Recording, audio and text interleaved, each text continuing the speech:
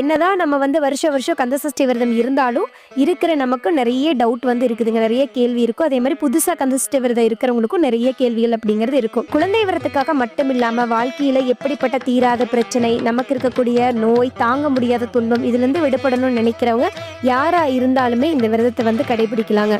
குழந்தைக்காக விரதம் இருக்கிறவங்க மிளகு மட்டும் சாப்பிட்டு, துளசி மட்டும் சாப்பிட்டு, அந்த 7 நாட்களும் தண்ணீர் மட்டும் குடிச்சிட்டு விரதம் கடுமையா இருப்பாங்க. சில பேர் வந்து பால் பழம் சாப்பிட்டு விரதம் இருப்பாங்க. இன்னும் சில பேர் வந்து ஒரு வேளை மட்டும் சாப்பிட்டு விரதம் இருப்பாங்க.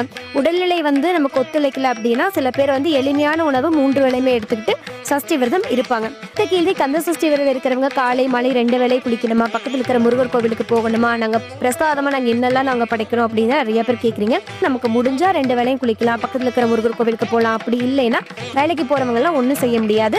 நீங்கள் காலையில் எப்பவும் போல் வீட்டில் பூஜை பண்ணிட்டு சாமி கும்பிட்டு போவீங்களா, அதே மாதிரி சாமி கும்பிட்டு முருகர் படத்துக்கு